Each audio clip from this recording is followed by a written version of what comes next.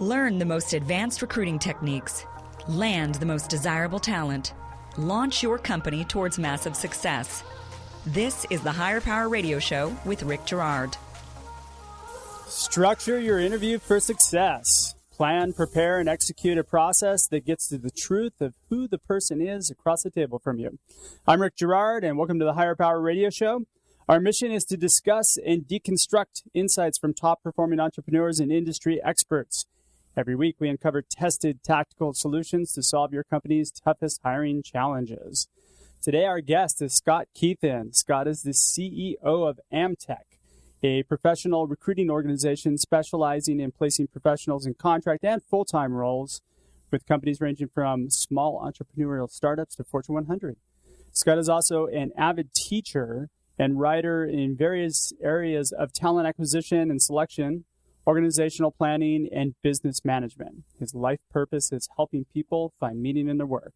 In his spare time, he enjoys photography, scuba diving, and swimming, and other various activities that keep him young-minded. Scott, welcome to the Higher Power Radio Show today. Great to be here. Thanks for having me. Great to have you. So you and I being kindred spirits, since we both kind of have similar views on how we approach search, I was really excited to have you on the show today.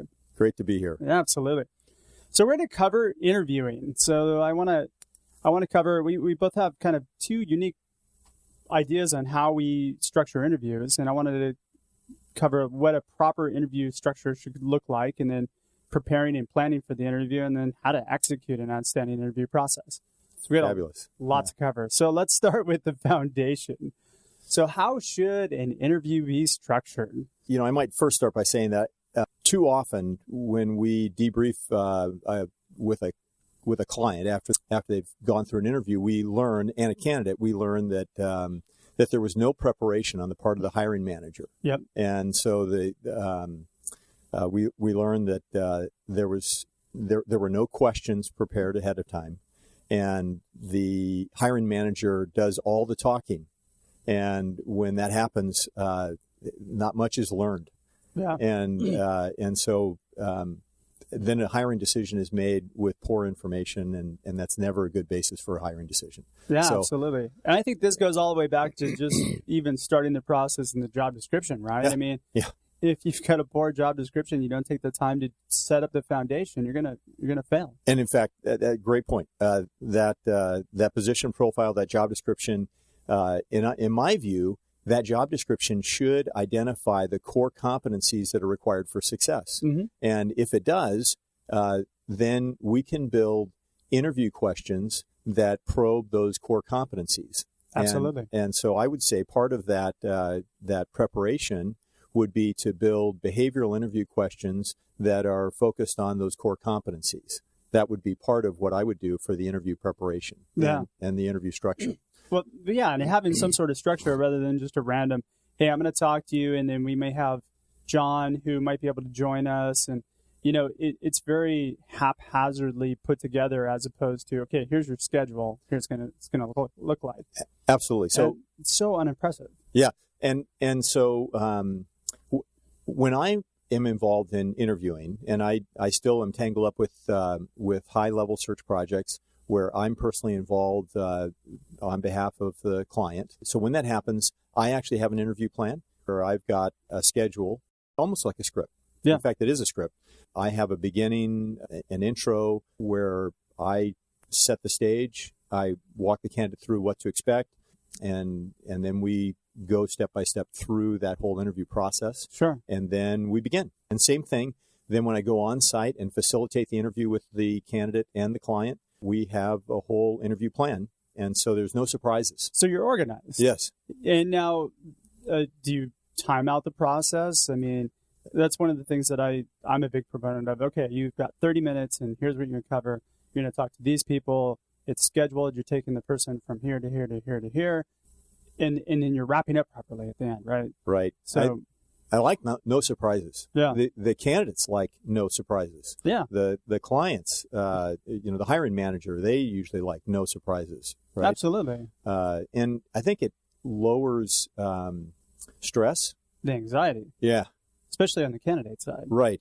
Yeah. And I really think that whatever we can do to lower anxiety brings out the normal behavior in a candidate, and that helps in decision-making all the way around. All right, so let's talk about prepositions. Prepositions, yeah, I meant preparation. Hopefully I don't say preparation H, but so let's talk about preparation because that's really an important piece, right? Prepping the candidate for what's exactly going to happen in the manager. So let's pre-planning questions, right? So let's talk about your process that you walk them through for preparation. Walk a candidate through? Yeah, let's start with candidate and let's do the company because I think it's important both sides. So here's what I do when I sit with a candidate. So first of all, when I interview a candidate to even determine whether they're a suitable candidate for the client, I begin first. I tell the candidate when I first sit down with them, I thank them for coming in, and I do everything that I can to unload their anxiety. I start by saying, look, thanks for coming in. I want you to look at this more like a conversation and less like an interview. And I actually take my hands like I'm holding a basketball and I say, so let's take the idea of an interview and let's set that aside. We're just going to have a conversation today. And most of the time, I see a sigh of relief come across their face. Now, I don't know the difference between a conversation and an interview, but mostly I see candidates just relax. And I think that's what we want to do. Absolutely. You want to get rid of that anxiety. Yeah. So then the next thing I tell them is I say, listen, the worst thing that could happen is we go through this long process, and the worst thing that could happen is you get the job offer, you like the job offer, you take the job offer, and 6 months down the road, you open your eyes on a Monday morning at 5:30 in the morning, and you think the first thought in your mind is, oh no, what have I done? And I said, we don't want that to happen. Yeah. So that's way beyond buyer's remorse. Right. Yeah. It's like you don't want that on your resume. Yeah. So if this job doesn't work for you, it doesn't work for anybody. I know you want to put your best foot forward, but we have to be real here about what's best for you and your career. Let's take an honest look about what is good for you and your career. Okay. Now let's shift it over to the company side. Yeah. So how do we prep the companies? Because I think this is where we need a lot more help, especially companies. I think they wing it. Yeah. So first of all, as you said earlier, we really hone in on what they're looking for. In fact, we're going through this internally. We're hiring in our shop. Sure. And before we see candidate one, we define what we're looking for. Sure. Right? So what are the qualities? What are the attributes? What is the performance in their past positions that we expect to find in the candidate that we're looking for? So what have they accomplished? What do we expect them to bring with them to our position, right? Sure. So the impact that they've made. Yeah. And how that's going to transfer over. Exactly. Yeah. So we put that in writing, and then we'll develop, as I said, interview questions around that. Mm-hmm. So behavioral interview questions. Now, we happen to have a tool that is online that is free to everybody. In fact, we have lots of big companies use this tool. It's just easily searchable. It's a behavioral interview guide that can be created. So wait, don't give that up yet because we're talking about that on the back end of the show. Okay. Let's talk about let's focus on the preparation. Okay. So it's a way to create an interview guide, but yeah. I'll just say that. Okay. So you can create behavioral interview questions, and it's creating an interview guide. Plan. Right. An interview plan. Yeah, right. Okay, so there's some interview guide questions. So then you've got in that structure, right? So you've got an intro, mm-hmm. You've got a plan for what is going to happen in that interview. You may have in that structure, so a beginning, middle, end. Maybe there's a facility tour. There are other players involved. Sure. So you script that out, right? Got it. If you're using behavioral interview questions, I always like to tell the candidate in advance, listen, I've got scripted interview questions. So we're going to read from a page. And don't let that bother you. We're just asking the same questions of all candidates. Some people are uncomfortable with that. Yeah. Get used to some saying interviews that. are uncomfortable with that too. I mean, I don't want to read questions. Right. Yeah. But, either get used to saying it or memorize the questions because you've used them so frequently. Yeah. Right? Otherwise, it's going to be, so where do you want to be in 5 years? Let me tell you more about me. Right. And, or another question that people love to ask, or way in which people love to ask questions is, well, what would you do if? It's the hypothetical question. Yeah. And I like to say you ask hypothetical questions and you get hypothetical answers. They're not really meaningful. Yeah. Tie that to real work, and then it's maybe meaniful. But yeah. Tell me about a difficult situation you had. How you handled it. Right. Then what'd you do? Yes. I find that a lot of people have that hard time digging deeper and making the connection. Yeah, tell me more about that. Yeah, and then did you think about maybe this way? Right. Why didn't you approach it did you think of any other approaches? Yeah. How did that turn out? Yeah. Tell me more about that. Right. Exactly. And that's those behavioral interview questions have a tendency to lead to more and more information, things that we never thought of asking. Yeah. Right. And so more comes out and you learn more. In fact, I usually go in with 10 solid behavioral interview questions. You just gain so much information that you never even imagine asking in that. You willing to share a few of those in the second half of the show? Sure. All right, cool. You brought them with you? Yeah. So we're talking to Scott Kuethen, the CEO of Amtech. We need to take a quick break, but when we come back, we're going to talk a little bit more about how to execute an interview. We'll be right back. You're listening to Higher Power with Rick Girard, giving you access to recruiting techniques that will help you hire key talent to build your company towards real success. Rick is a recruiting executive and entrepreneur who's been successfully recruiting in the aggressive Silicon Valley technology landscape for the past 2 decades. After a very successful stint at Apogee, he founded Stride Search in 2012. Based on a lean efficiency model, Stride has uniquely positioned itself as a leader in retained search for the most critical talent hires within a small organization. Whether you're a startup executive or recruiting professional, by listening to Higher Power with Rick Girard, you will walk away with skills to help you attract and hire great talent. Now back to Higher Power with Rick Girard. All right, welcome back to the Higher Power Radio Show. I'm your host, Rick Girard, and our guest today is Scott Kuethen, CEO of Amtech. So we just discussed preparation and planning, and now we're going to explore how to conduct a really strong interview. So Scott's been nice enough to, since I coerced him to go through some of his behavioral questions, we're going to actually walk you through what a good interview process should look like, right? Yeah. So let's start with point A. I mean, you get the person in. I think each interviewer should alleviate that anxiety. We should coach our hiring managers and whoever's on the interview panel to do that. Yeah. So one of the things that I like to do is, I will tell the candidate, listen, we've got a lot of questions for you today, and especially if it's a candidate that's within my industry, sure, I will tell them, look, we don't want you to give up any proprietary information. So if we ask a question today that you feel is asking you to give up any proprietary information, we don't want you to answer. Sure. So I like to do that up front, just so that Absolutely. A candidate doesn't feel like we're putting them in an awkward position. That's just a courtesy. Well, right? you also had a very good opener you brought up earlier, which is something I do. What I'll say is, hey, I've interviewed in the past, and I hate the formal interview process. And the fact is, let's just throw that format out the window and let's just have a conversation. Right. Yeah. Yeah. That's a great stress reliever. Yeah. You'll find that the chest will rise and then fall, and then they'll sit back in their seat and go, okay, that's a great idea. Yeah. Thank you so much. Yeah. I hate formal interviews too. People are really grateful for that. Yeah. Yeah. Absolutely. Yeah. I also, in the prep before the candidate arrives, when I'm prepping the candidate, I tell them ahead of time. I say, you're going to go into this interview and we're going to have some questions that are pre-scripted.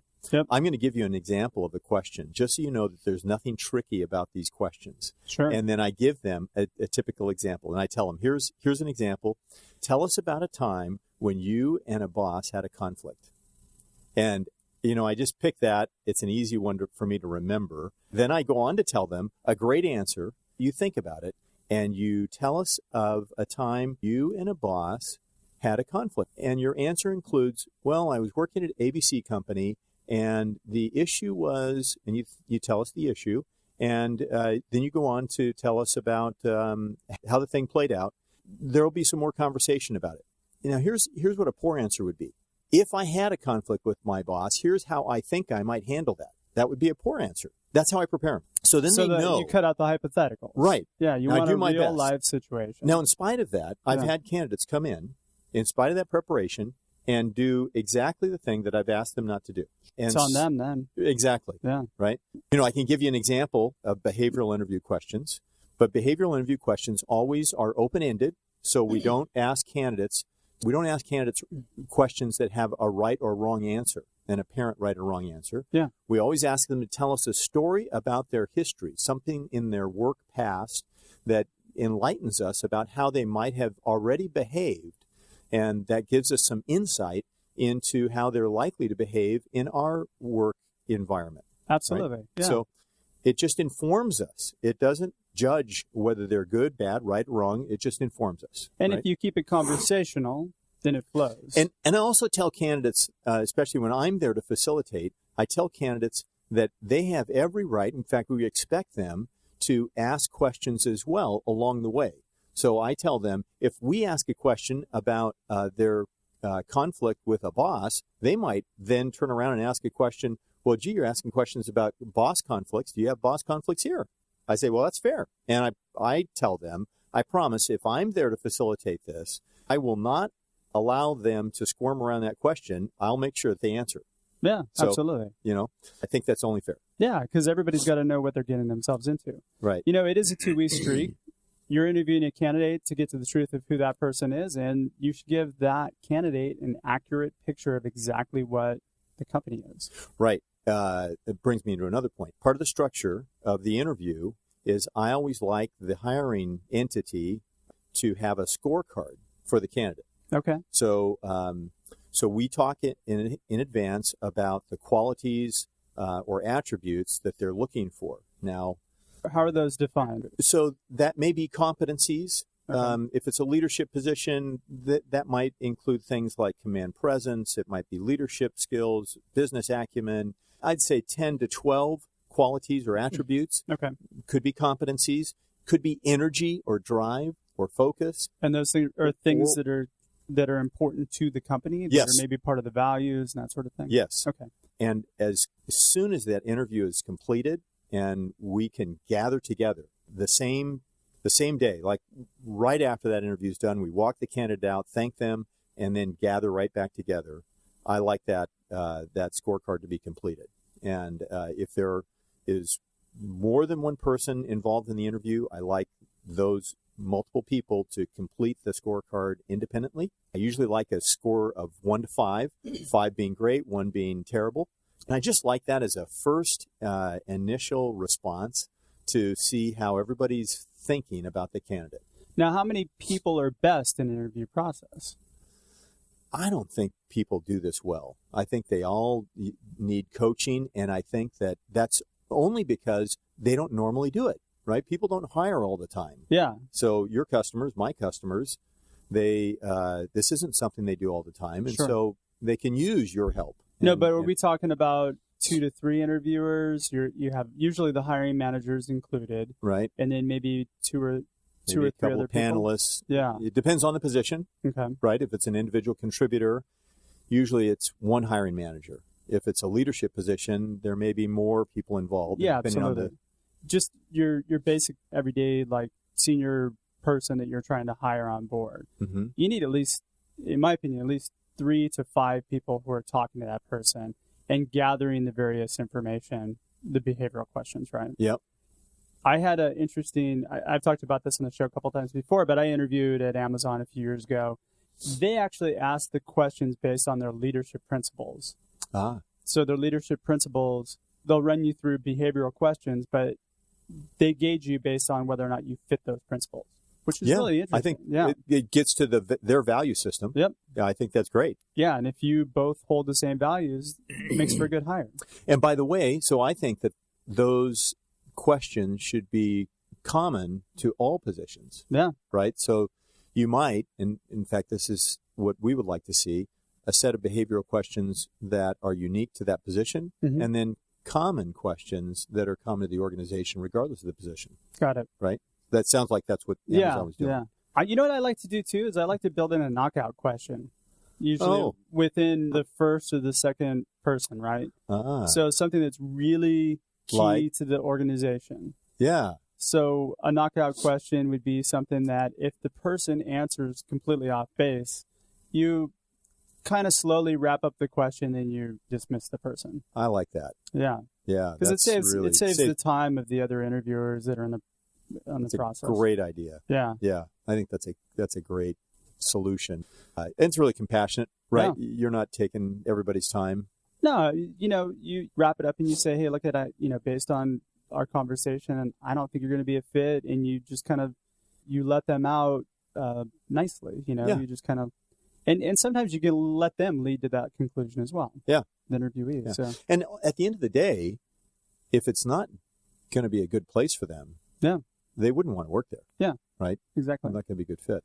Yeah, and when we talked about alleviating the pressure in the beginning, you also have to be congruent with whatever your environment is. If you have a really high stress, fast-paced environment and you're trying to alleviate the pressure, it may not be the best thing for the interview. I mean, maybe you need to add pressure on just to see how they handle it. Yeah, that's true. Yeah.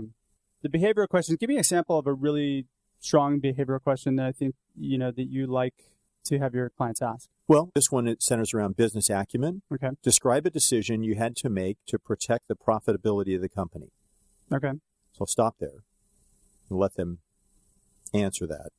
Then, depending on how they answer it, I might probe deeper. What were the implications of the decision?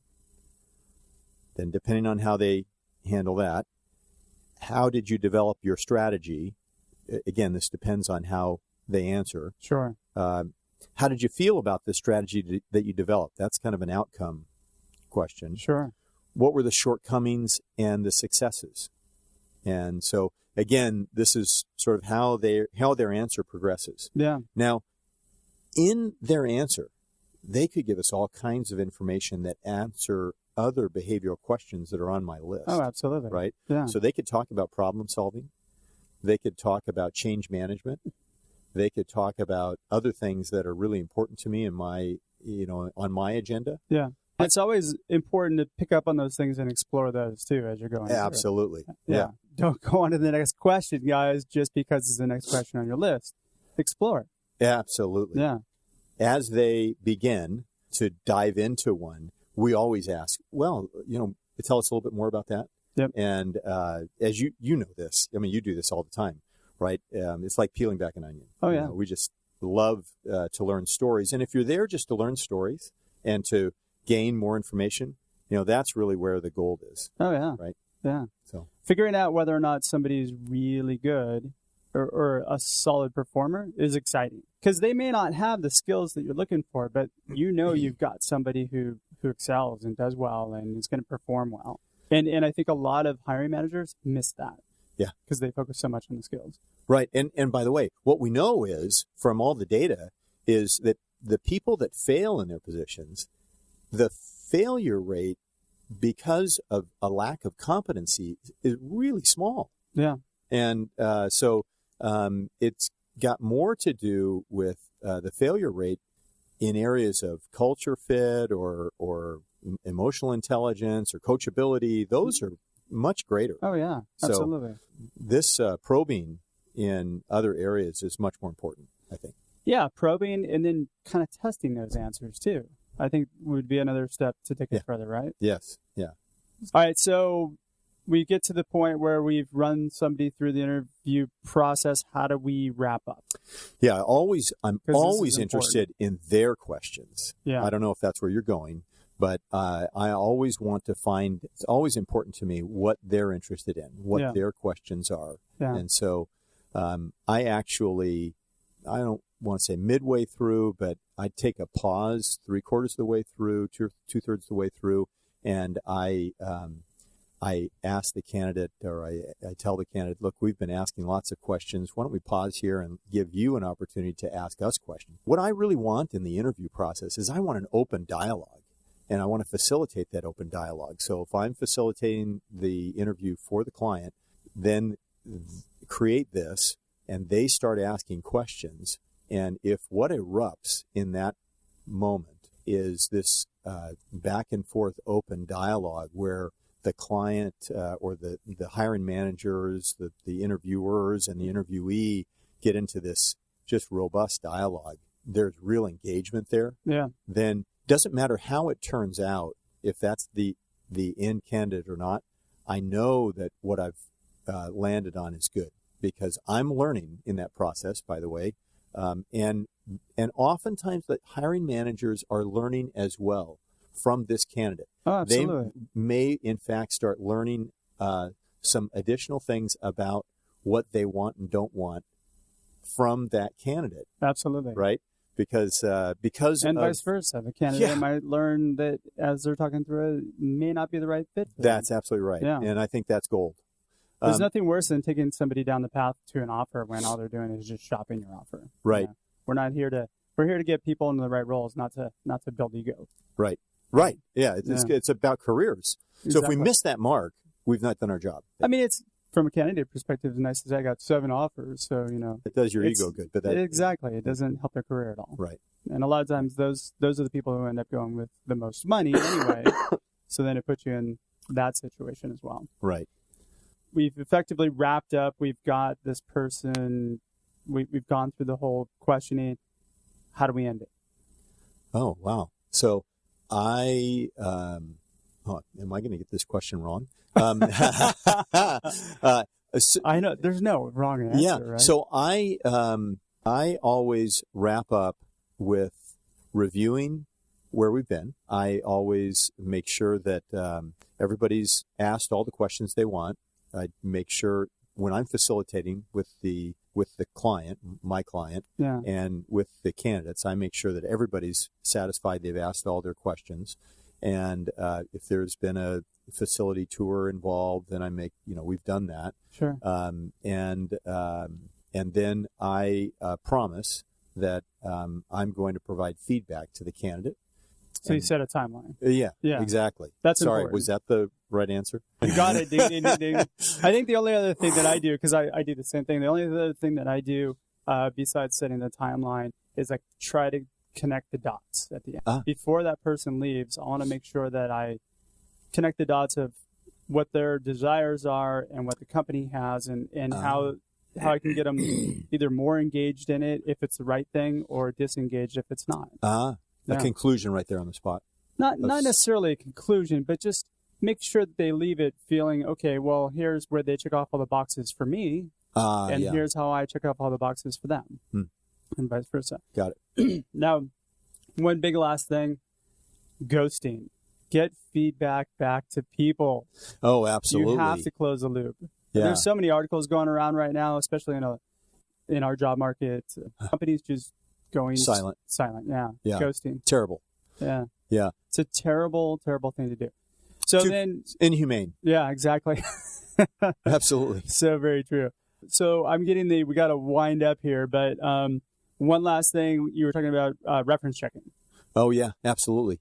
So let's summarize that because that's very important, and that's just something that a lot of companies don't do. Yeah. So a couple things about that. One, every candidate along the way, I think we learn from them.